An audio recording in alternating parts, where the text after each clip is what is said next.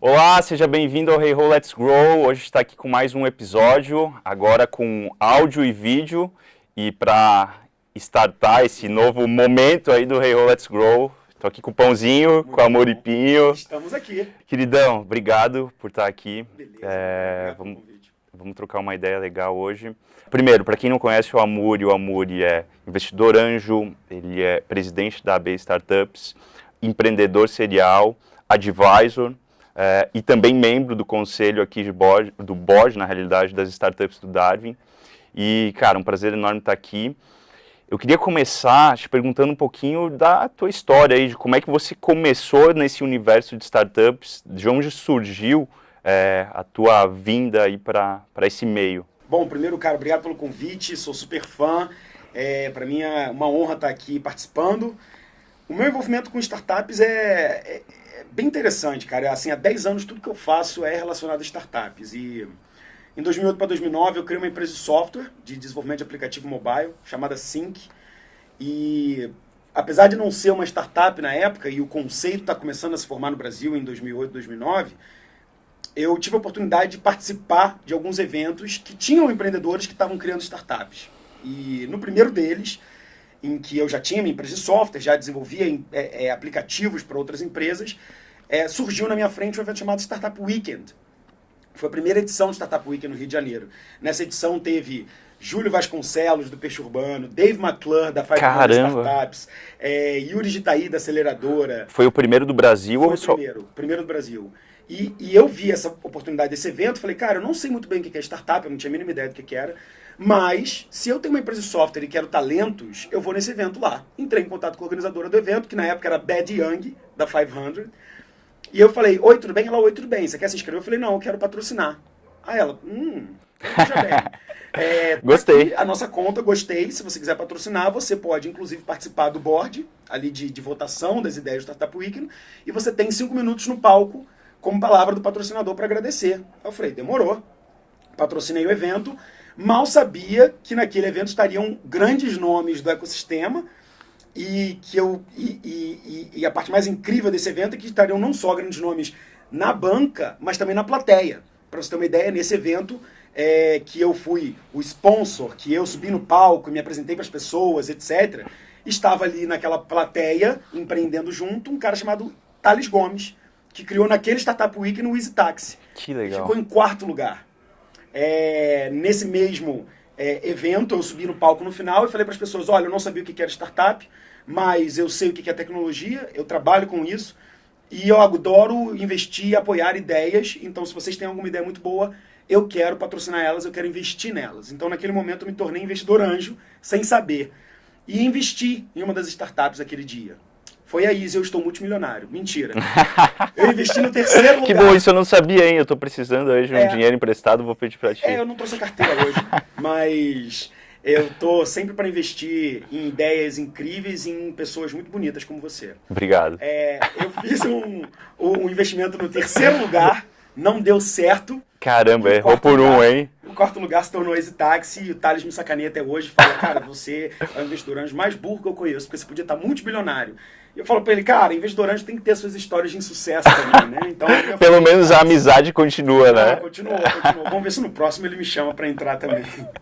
Legal. Nesse momento era a Sync, né? Que Era você Sync. tinha. E na sequência, primeiro, vamos só fazer um desfecho da Sync. A Sync, o que era, o que fazia a Sync? A Sync era uma empresa de desenvolvimento de aplicativos mobile, numa época em que os smartphones ainda não existiam como a gente conhece hoje.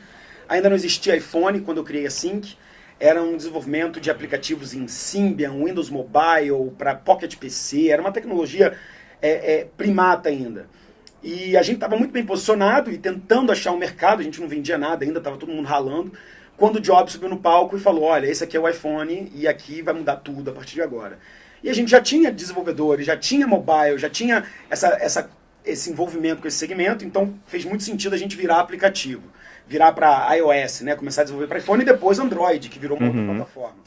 Então a gente estava no momento certo, na hora certa, e isso deu muito impulso para a Sync, que virou uma empresa de desenvolvimento de grandes marcas. Então, grandes empresas contratavam a gente para fazer os aplicativos delas. Eu consegui muita grana, em 2 anos assim, que já estava faturando mais de R$1 milhão, E aí, com esse dinheiro, em vez de comprar carros, viagens, etc., eu comecei a fazer investimentos em startups. Foi quando eu entrei nesse segmento. Assim que durou mais 4 anos depois disso, até que eu acabei vendendo ela, junto com seus softwares, códigos, etc., para um grande publisher. E também me ajudou a ter mais grana e mais fôlego para continuar sendo investidor anjo. Legal. E já na sequência você começou com um outro negócio. Na verdade foi um pouco de overlap ali entre Teve. Assim que, como empresa de software, ela tinha uma frustração no meu coração que é, se eu tô falando tanto de startup, tô falando tanto de criar produtos escaláveis, cara, eu tenho uma empresa de software, não tem nada a ver com isso. Prestando serviço. E aí eu falei, eu vou criar um produto. E aí a gente criou alguns produtos nessa linha do tempo da Sync, um deles foi o Crossfire, da qual eu fui CEO durante 1 ano, tentei fazer o negócio rodar. O Crossfire era uma ferramenta de realidade aumentada para jornais e revistas, né? Você lia a revista, lia o jornal e aí você via uma imagem interessante, você apontava o teu celular, o seu iPad, etc. E ele tocava algum conteúdo interativo, um vídeo, uma galeria de imagens, etc. Eu vendi algumas soluções dessas para os jornais, mas eu nunca consegui fazer o público, os usuários, interagirem com seus smartphones no papel. Então, eu quis criar essa digitalização do jornal, mas eu não consegui fazer os usuários absorverem esse comportamento. Então, não deu certo. E já no finalzinho da Sync, aí sim eu entrei de cabeça no projeto que eu fiquei 4 anos, que foi o Blogo. O Blogo aí foi um negócio que a gente teve equipe, fundraising, fomos pro Vale do Silício, fiquei morando lá durante um tempo, incorporei lá, consegui investidores, fomos destaques global da Apple. O Blogo era uma ferramenta, um canivete suíço para o blogueiro.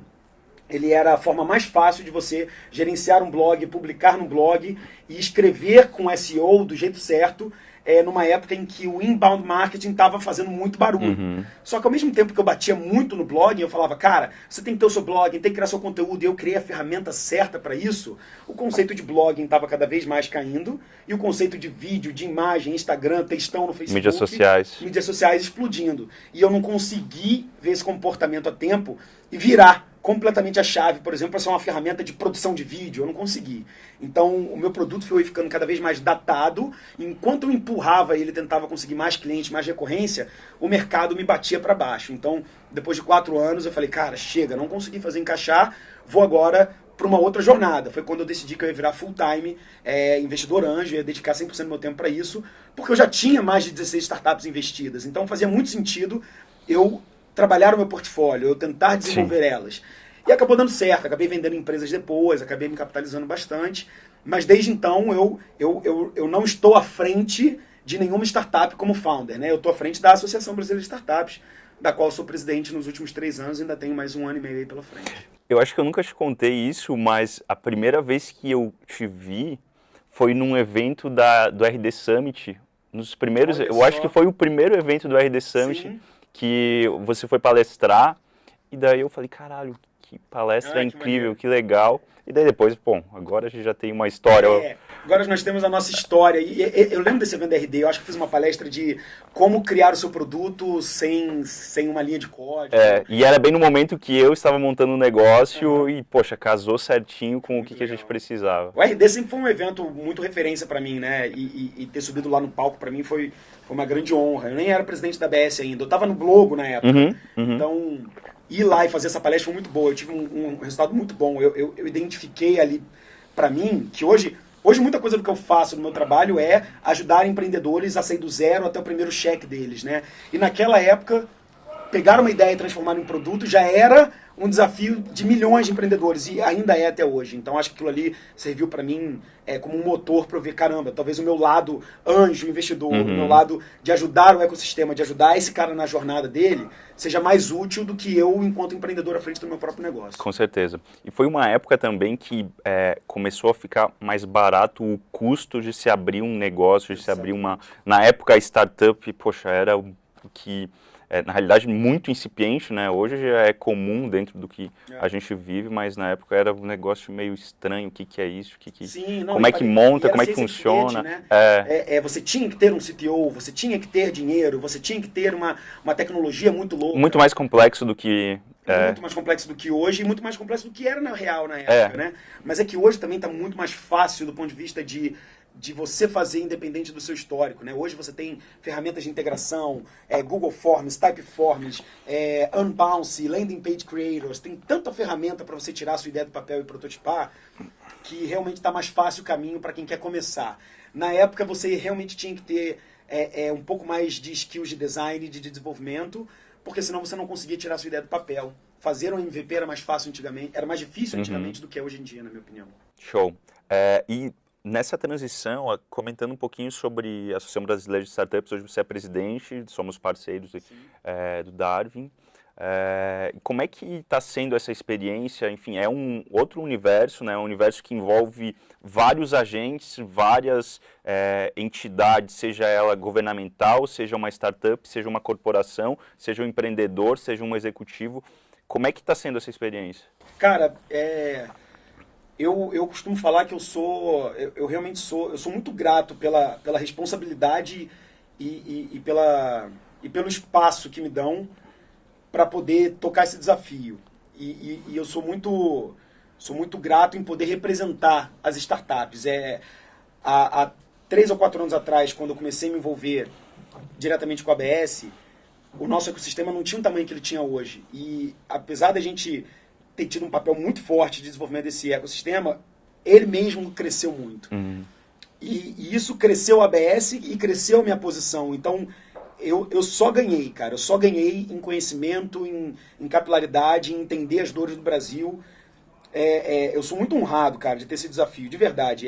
Ser reconhecido, ser chamado de presida, ter o carinho das pessoas. Eu sei que é temporário, eu sei que é o cargo, é a cadeira e não o amure, mas eu enquanto nessa cadeira, me coloquei 100% comprometido com isso, sabe? Eu vi uma frase do Ayrton Senna, que agora, né, fez 10 anos da morte dele, em que ele fala isso. Ele, cara, eu sempre tive tudo, cara. Eu sempre fui um cara que tive tudo. Eu nunca passei fome, eu nunca passei perrengue, eu tive melhor educação. Mas tudo que eu fiz, eu pude devolver isso com muito empenho, com muito amor, com muita vontade. E eu acho que você não precisa ter passado por uma história de sofrimento terrível para você ter o seu ápice empreendedor e falar, viu, gente, eu passei por isso, eu sobrevivi. Se você for grato ao que você tem, você entregar proporcionalmente isso com paixão ao que você faz. Eu me joguei de cabeça na ABS porque eu pude visitar o Brasil e ver o que é a dificuldade de ter um país desse tamanho, com tão pouca infraestrutura em alguns momentos e ter tanta gente querendo empreender, cara. E eu acho que empreender é a arte de você ser protagonista da própria vida. É você acreditar que você consegue, contra tudo e contra todos, numa escada rolante ao contrário, num país que às vezes é uma areia movediça, você conseguir escrever sua própria história através do seu cérebro, através da sua capacidade de produzir valor. E isso me motiva, isso me faz querer ajudar esse cara. Então, estar à frente da ABS e coordenar todos esses papéis, trazer o governo, trazer as prefeituras, trazer o capital, trazer o talento, a universidade, para mim, na verdade, ser um maestro que no final quer ver esse time jogando com 11 jogadores, fazendo gol e mostrando bonito, entendeu? Eu acho que, no final das contas, a ABS é isso.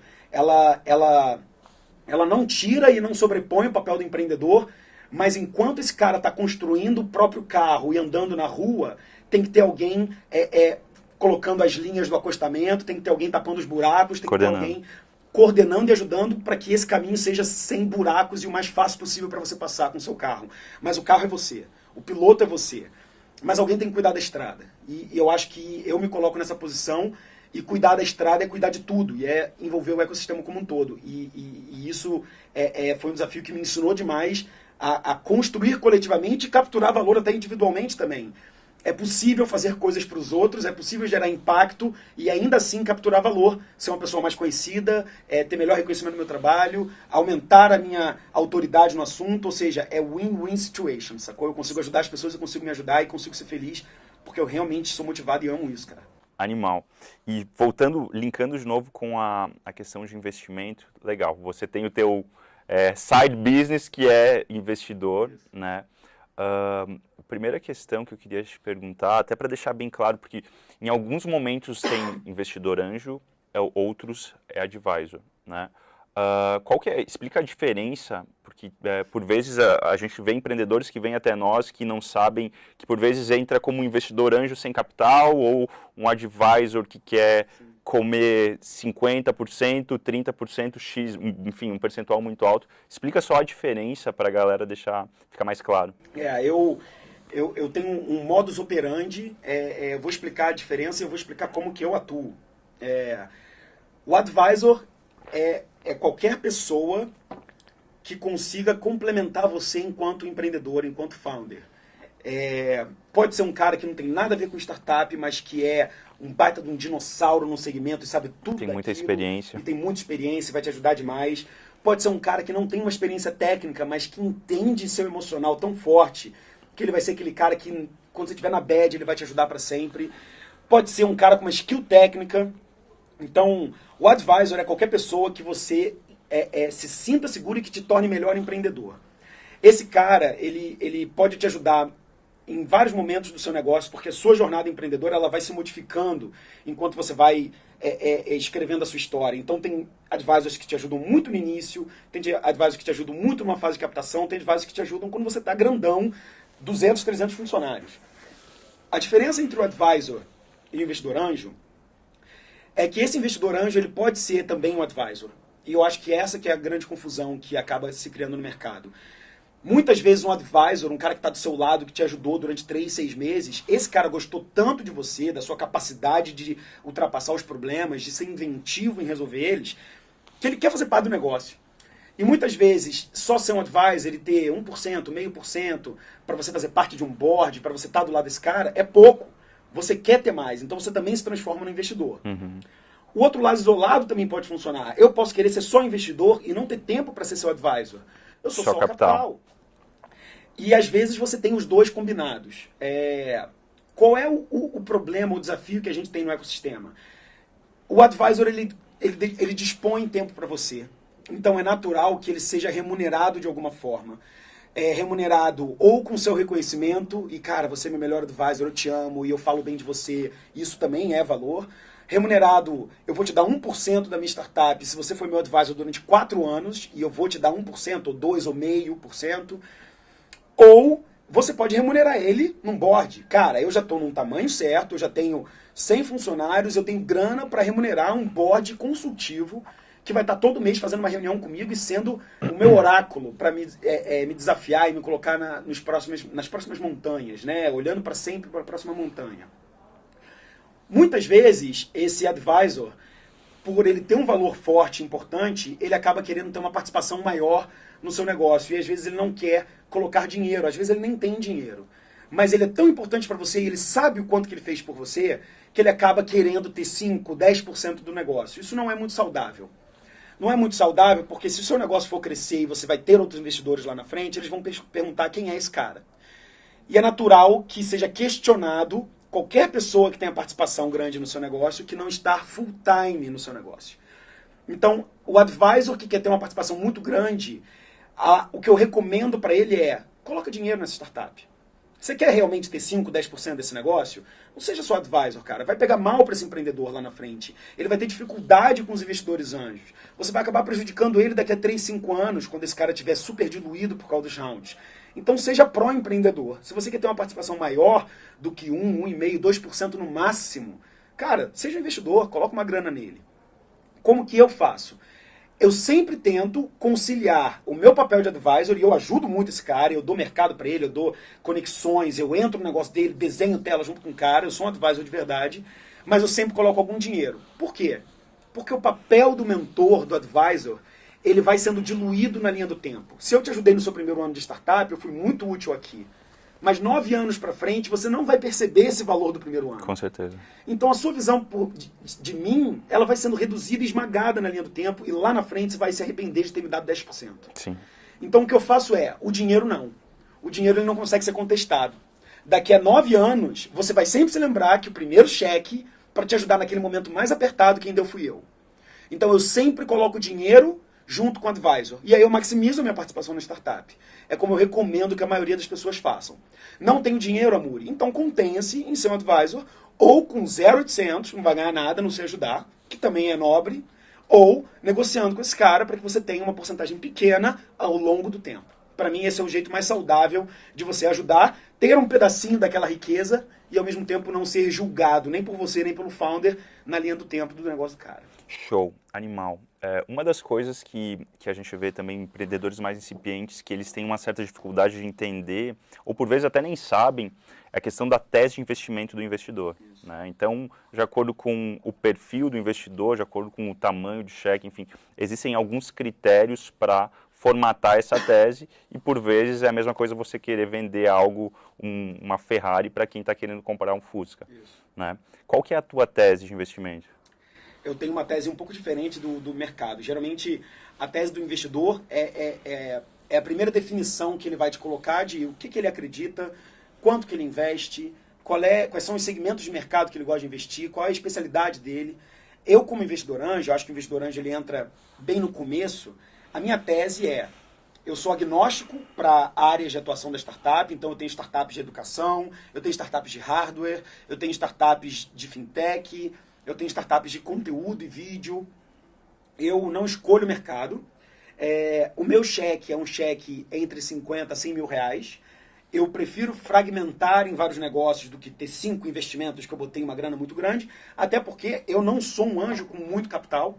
O meu capital veio das minhas empresas que eu criei e das empresas que eu vendi. Então eu nunca tive um grande negócio que me deu 50 milhões e agora eu distribuo isso pelas startups. Não, foi sempre muito contado. Então eu faço 4 a 5 investimentos por ano, entre 50 a 100 mil reais. Eu não escolho o mercado, mas eu tenho uma coisa, ou duas, na verdade, que são chaves na minha atuação como anjo. Eu tenho que conhecer esse empreendedor por mais de um ano, então eu não invisto em quem eu não conheço. Ah, amor, eu também não invisto. Não, comigo é um pouco mais sério. Eu posso até grudar nesse cara e até falar que eu vou investir nele, mas eu só faço um contrato com ele, ele sabe disso desde o dia 1, se eu conhecer esse cara por um ano. Eu quero ver ele passando pelos problemas. Eu quero ver ele superando os problemas. Eu quero ver ele crescendo. Eu quero ver ele tendo desafios com os founders. Eu quero ver eu colocando desafios para ele e ele performando. Então eu preciso conhecer esse cara. Todas as startups que eu investi até hoje, eu tinha no mínimo 8 a 10 meses de conhecimento com esse cara. E por último, eu sento do lado do empreendedor na mesa. Então, por mais que eu faça parte do board, que eu tenha assento junto com os investidores, eu sempre me posiciono pelo empreendedor. De que forma isso acontece? Numa negociação com os outros investidores, quando eles falam, a nossa posição é essa, eu falo, pessoal, desculpa, minha posição é essa porque eu sou pró-empreendedor. Por quê, Amuri? Porque eu acho que essa é uma forma de eu me promover para os empreendedores, eles sabem que eu estou do lado deles, então eu escolhi esse lado da jogada. Eu perco em alguns momentos com isso. Então, recentemente, teve uma oportunidade de venda de uma empresa que eu investi. O round de valuation da compra não foi um round maravilhoso, porque eu tenho 5% do negócio, mas o empreendedor tem 90%. Quando o empreendedor tem 90% e vem uma oferta para ele de valor na mesa, ele vai pegar 90% do cheque. Para ele, a oferta foi maravilhosa. Para mim, não. Mas eu sento do lado dele e falo, cara, eu sei que isso vai mudar a sua vida. Vamos embora. Eu quero investir no próximo também. Então eu aceito isso, eu não exijo um contrato onde eu falo, não, só vamos vender se for pelo 3 vezes o valor. Não, porque eu estou sendo investidor greedy, né? Eu estou sendo ganancioso, estou olhando para o lado do investidor. Pode prejudicar. E eu olho só para o lado do cara. Isso às vezes me atrapalha, mas ao mesmo tempo isso me traz os melhores negócios. Porque os empreendedores querem se aproximar de mim porque eles sabem que eu sou do lado deles. Então é isso. De 50 a 100 mil reais por cheque, 4 a 5 investimentos por ano, agnóstico para mercado, eu sento do lado do empreendedor, e eu tenho que conhecer esse cara por mais de um ano. Essas são as minhas 5 teses e são as únicas que eu levo em consideração. E se eu estou do lado do empreendedor, já tem um monte de coisas atreladas a isso. O meu contrato é facilitado, as minhas cláusulas são pró-empreendedor. Então isso já mostra muito de quem eu sou e eu acho que isso faz uma tese que é saudável para mim enquanto investidor anjo.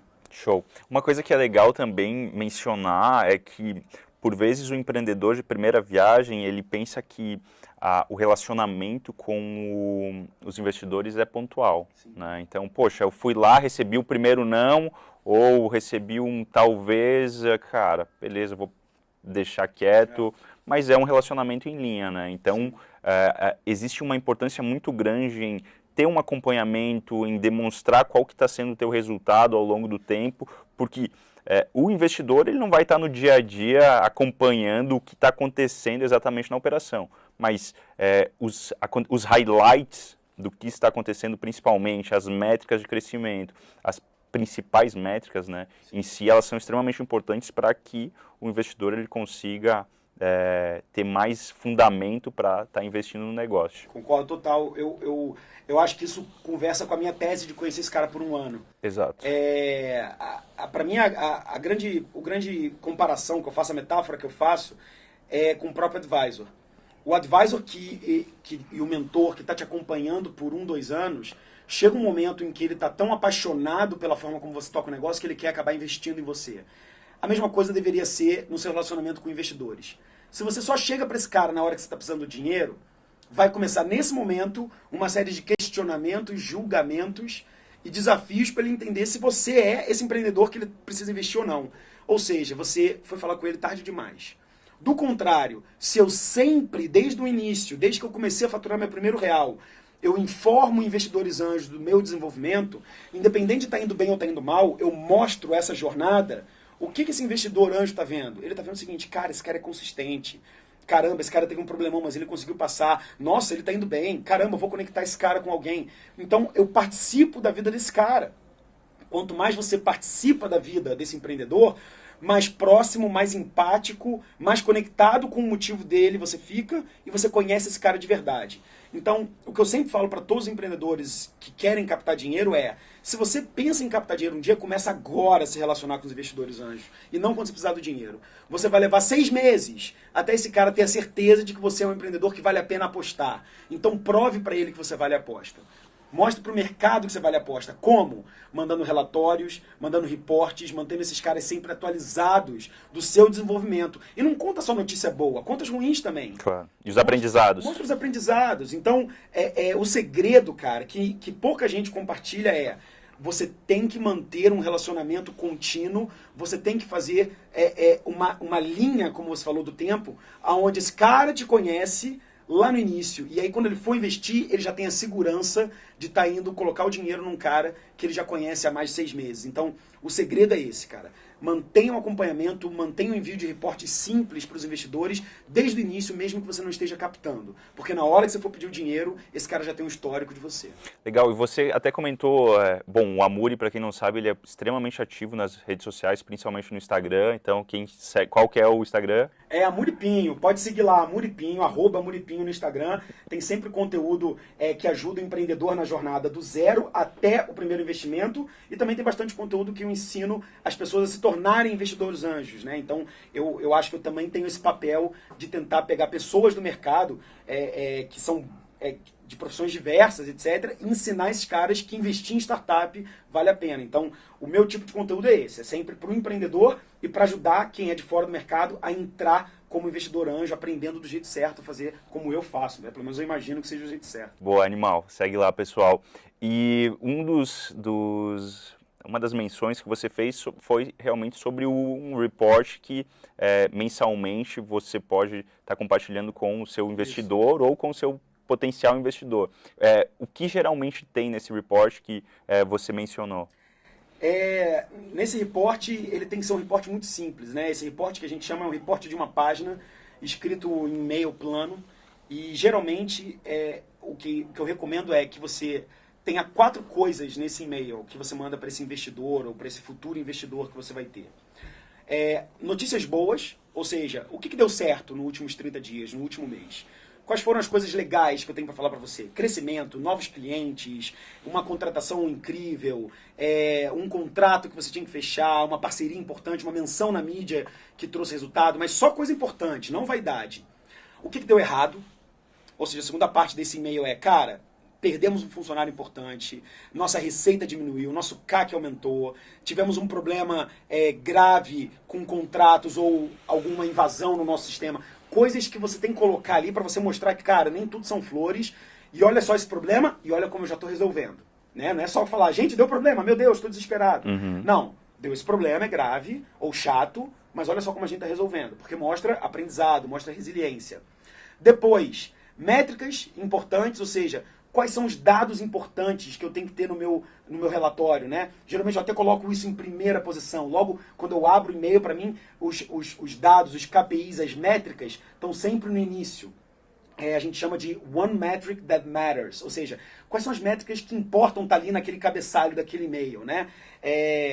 Ou seja, o meu CAC, a minha receita, o meu lifetime value, o meu churn, coisas que são importantes para qualquer startup, né? Para qualquer startup que tem receita recorrente. São básicas. São básicas. E às vezes tem métricas relacionadas ao seu próprio negócio.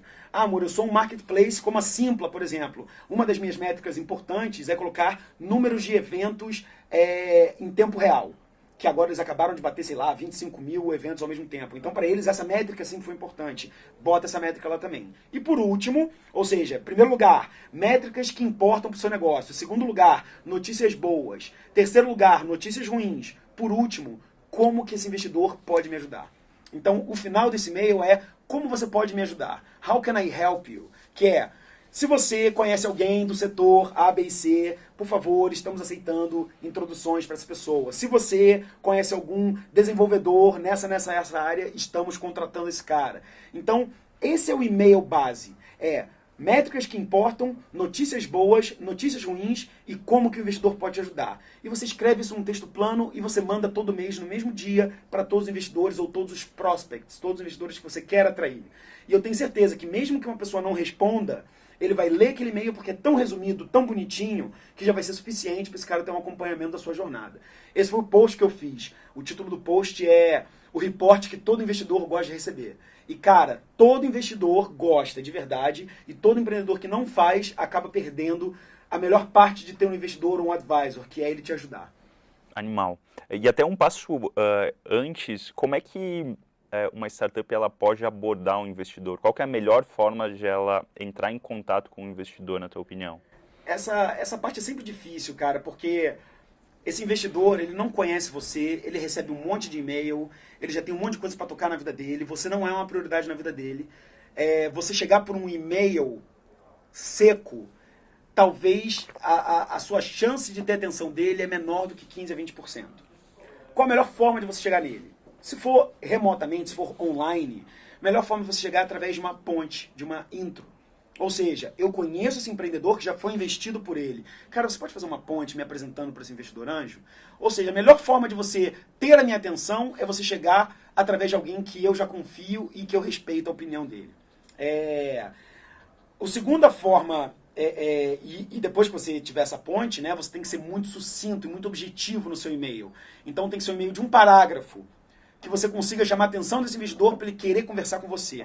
Não tenta fazer um e-mail que resume tudo, porque agora eu duvido que depois dele ler esse e-mail ele não vai me querer. Você perdeu esse cara. Então tem que ser um e-mail seguinte, cara, eu faço isso, eu resolvo esse problema, esse é o momento que eu estou vivendo e eu estou procurando pessoas que façam isso por mim. Adoraria tomar um café com você ou fazer uma call de 15 minutos para eu falar um pouco mais sobre os nossos desafios. É isso. Se o cara gostou, ele vai falar com você. Se a intro foi boa, ele vai falar com você. Mas eu prefiro o mundo real. Eu acho que o mundo real é o jeito mais fácil de você olhar no olho e você convencer esse cara. Então, eventos, Demo Days, eventos de integração, como por exemplo o que a própria Darwin faz, né? Os eventos onde as startups apresentam seus pitches, eventos como Case, são excelentes formas de você fazer um approach para o anjo. Nesse cenário, qual é o melhor jeito de você falar com esse cara? Comece pelo problema ou mostre tração. O que significa? Nunca chega para esse investidor, oi, tudo bem? Eu criei uma startup que faz A, B e C e a gente faz muita coisa. Cara, esse cara já perdeu você, todo mundo fala isso para ele. Chega para esse cara mostrando um problema grave que você resolve.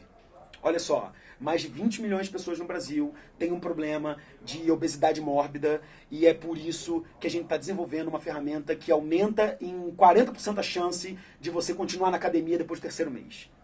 Aí o cara, nossa, você não falou nem qual é a solução, mas eu já estou interessado. Então esse cara quer te ouvir.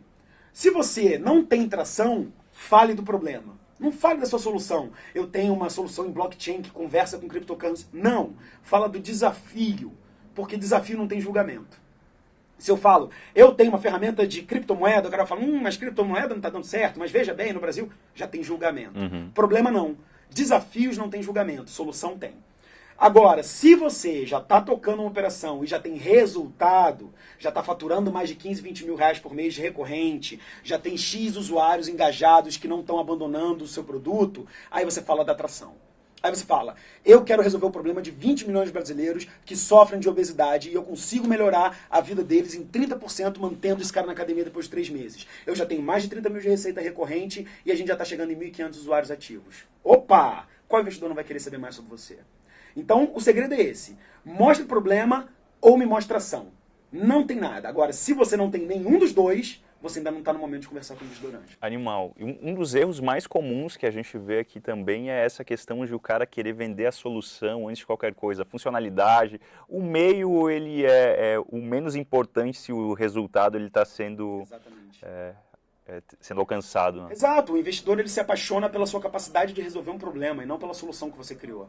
A sua solução não importa, são as soluções mais simples às vezes que catapultam um crescimento exponencial. Então não é porque você usa a melhor tecnologia ou porque você conseguiu criar alguma coisa muito difícil que esse investidor vai se apaixonar. No final das contas ele vai perguntar, está funcionando? As pessoas estão assinando o seu produto? O churn está baixo? Se você não tem essas respostas... Está pagando, tem engajamento? Não vale de nada tudo que você criou. O que vale é o resultado. Exatamente. Não adianta colocar buzzwords aí, blockchain e inteligência artificial e machine learning. Machine learning, computer vision. E realidade virtual e assim vai.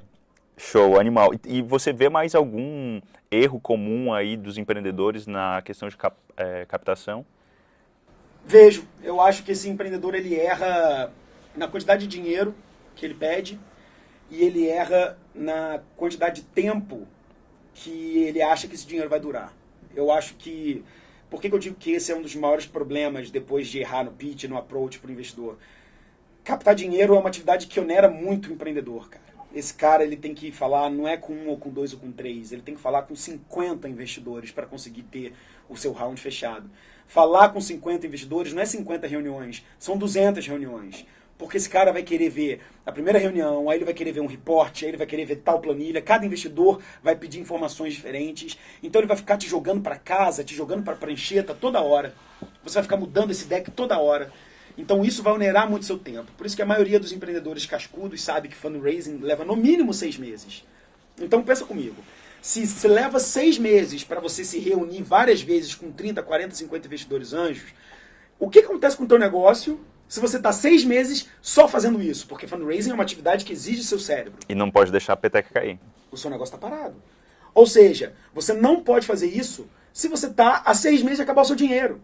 Porque você vai chegar engasgado lá. Então, quando esse cara vai pedir a grana no primeiro fundraising dele, não tem que ser um dinheiro para durar 3 meses, ou 6 meses, ou 1 ano. Tem que ser um dinheiro para durar 18 meses. Por quê? Porque é 1 ano de construção, 1 ano crescendo, 6 meses de fundraising para pegar o próximo cheque.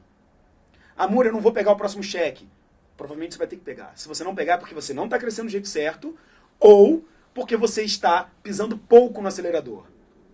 Eu consegui meu primeiro cheque e quando eu atingir o break-even, eu não vou precisar mais dinheiro nunca mais. Mentira! Se você quer crescer como uma startup, você vai precisar manter isso. Se você já pegou seu primeiro cheque, o seu jogo já é um jogo de fundraising. Você não está mais bootstrapping.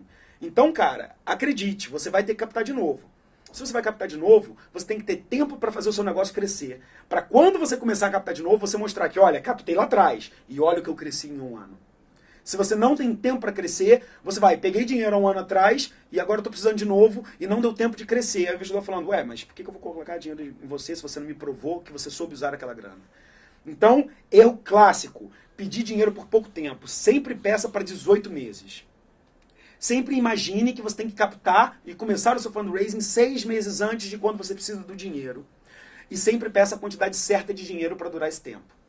Qual é a quantidade certa de dinheiro? Aí é o seu desafio, enquanto CEO, de ver aonde você quer crescer, qual é o número que você quer ter daqui a 18 meses, quanto dinheiro você vai precisar para equipe, produto, marketing e etc. Não é uma tarefa fácil, mas na dúvida, cara, peça um dinheiro que não vai te deixar gargalado. Coloca uma margem, né? Bota uma margem para cima porque você vai precisar.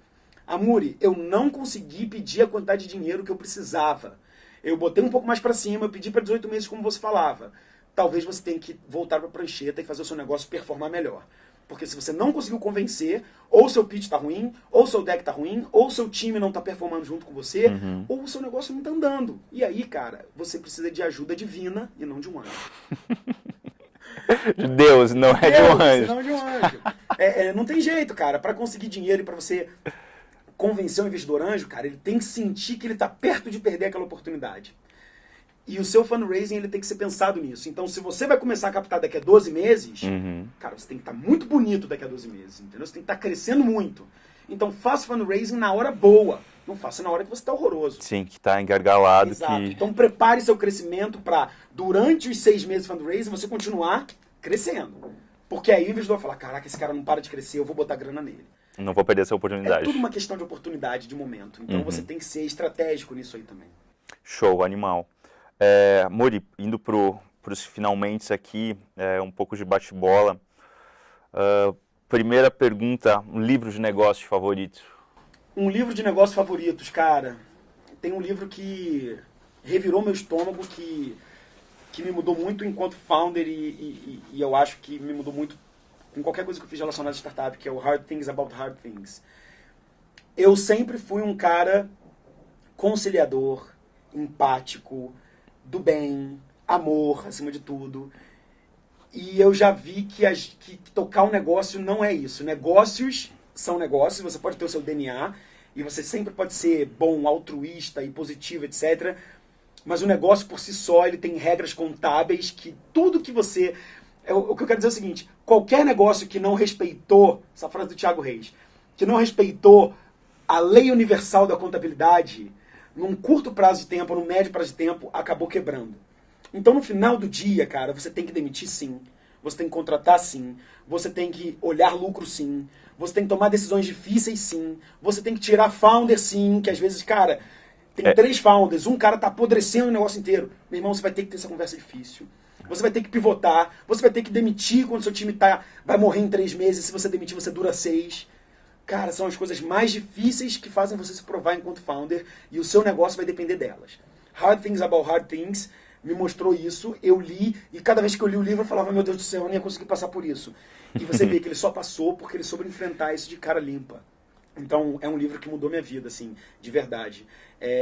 Técnico, denso, porém me mudou, me transformou enquanto empreendedor. Animal. Para quem não conhece, esse livro é do Ben Horowitz. Isso. Ele foi empreendedor serial, hoje ele tem um fundo com o ex-sócio dele, Andreessen Horowitz, e é incrível, porque ele dá na prática tudo o que aconteceu. Eles levaram a empresa a IPO, então ele fez da jornada do início até o bilhão, né? Então é incrível, animal. Ferramenta online ou aplicativo favorito? Ferramenta online ou aplicativo favorito? Instagram. Instagram hoje, pra mim, ele se tornou, provavelmente, junto com o WhatsApp, a ferramenta onde eu mais passo tempo. Eu gerencio tudo que eu faço hoje via WhatsApp. O WhatsApp virou minha ferramenta de gestão dos meus times, dos meus projetos. Ele realmente se tornou o centro da minha comunicação. Mas o Instagram, ele virou a minha ferramenta de impacto, a minha ferramenta de audiência, a minha ferramenta de captura de novas startups, de eventos, de palestras. Virou o meu canal para o mundo. Então hoje o Instagram e tudo que envolve ele, né? Lives, vídeos, enquetes, conteúdo, acaba colocando lá. Para mim hoje é a minha ferramenta preferida, é a ferramenta que eu mais uso. Show, animal. E tem algum site, alguma fonte de conhecimento, de conteúdo que você tem o hábito de pesquisar, de acompanhar?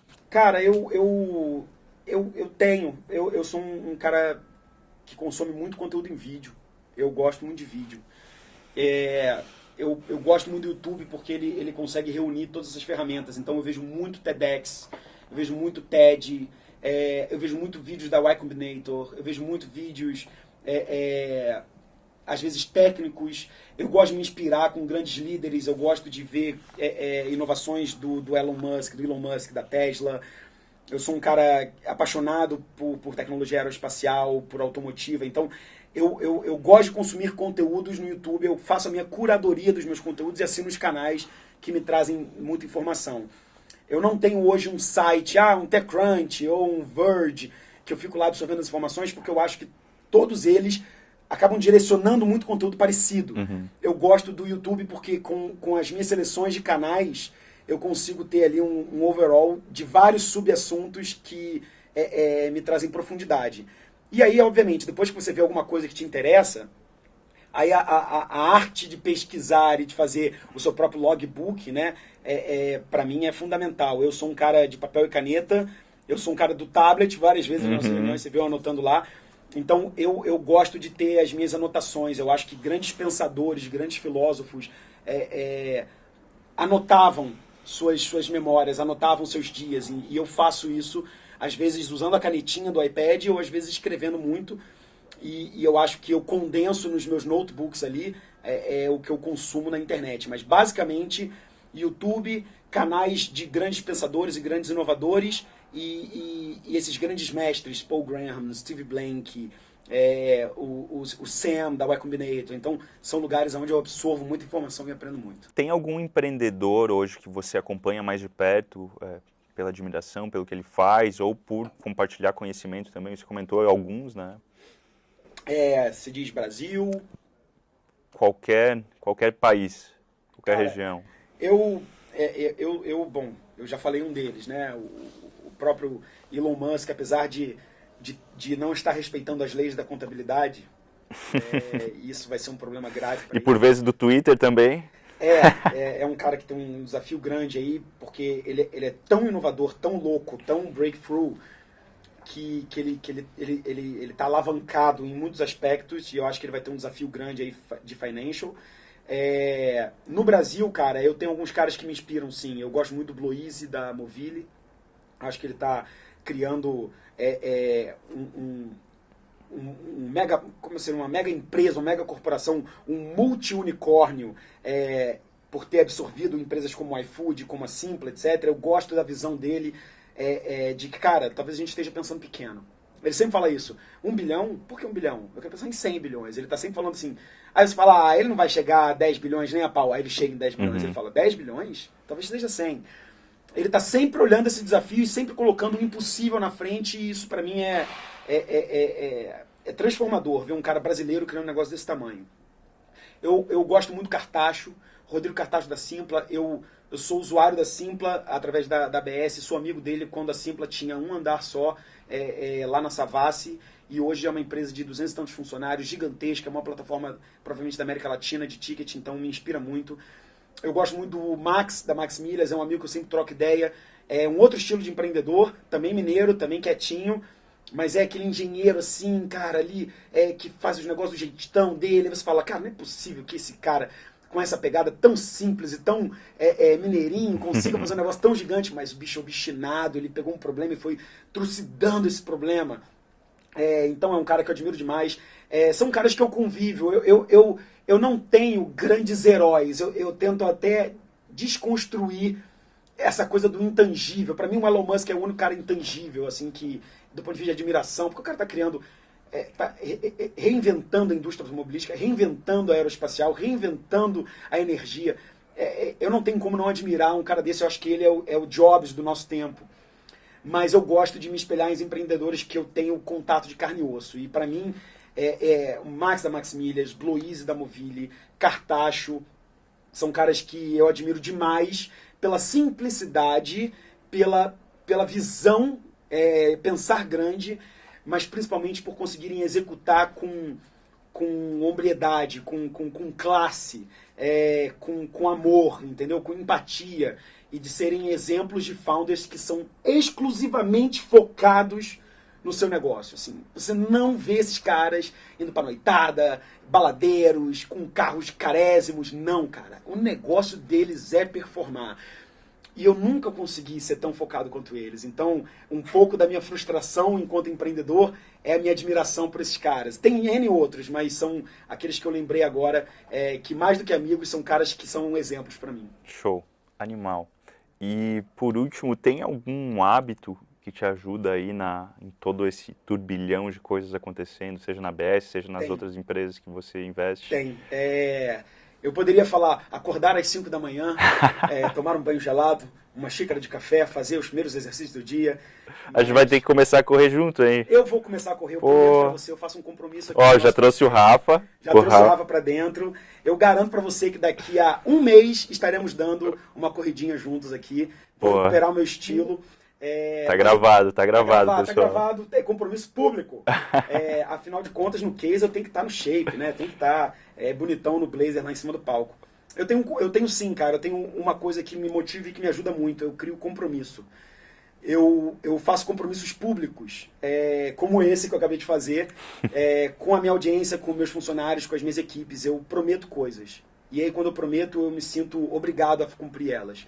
Então, mais do que acordar cedo, ou ter 8 horas de sono, ou etc., eu coloco compromissos e esses compromissos me puxam e me obrigam. Eu acho que quando você tem pessoas que dependem de você, isso de alguma forma puxa você para a obrigação. E eu acho que não tem jeito melhor do que você colocar isso público. Então, vou lançar dia tal, dia X é o meu lançamento, meu evento é tal dia. Quando você coloca publicamente esses compromissos, a vida te cobra, as pessoas te cobram, e você não quer ser uma pessoa que não cumpre com seus compromissos, não é mesmo? Então, essa é a forma que eu uso de me desafiar. É sendo público e colocando esses compromissos para as pessoas. Amanhã eu vou fazer um conteúdo incrível, semana que vem eu vou falar de tal coisa. Isso acaba me obrigando a performar. Walk the talk. Walk the talk. Show, animal. Amori, obrigado por estar aqui, obrigado por compartilhar tudo isso. Para quem quer te seguir, para quem quer te acompanhar, onde é que te encontra? Me encontre no @amuripinho no Instagram. É o canal oficial que eu uso para responder, eu respondo todo mundo. Todas as pessoas que falam comigo, todas as pessoas que comentam, que me mandam direct, eu respondo. Às vezes é só um link, às vezes é um coraçãozinho, às vezes é uma informação, um áudio que eu mando falando, cara, faz isso e aquilo, mas eu não posso falar mais do que isso porque eu estou ocupado. Mas é o canal que eu escolhi para me relacionar com as pessoas. E lá dentro do Instagram, as pessoas vão ver que eu tenho newsletter, que eu tenho grupo de WhatsApp, etc. Mas a porta de entrada é o Instagram, @Muripinho, e vai ser um prazer falar com as pessoas que estão aqui escutando a gente no nosso podcast e vendo a gente aqui através dos vídeos. Show, animal. Muri, mais uma vez obrigado. Pessoal, para quem escutou, para quem assistiu, obrigado por acompanhar até aqui. O Hey Ho, Let's Grow, ele é um podcast, agora um vídeo, né, um canal do Darwin Startups. Então o Darwin também é um acelerador de startups no qual a gente investe em startups. Caso você tenha interesse também em saber mais, entre em darwinstartups.com.br. E até a próxima, espero que vocês tenham gostado. A gente se vê. Valeu. Tchau, tchau.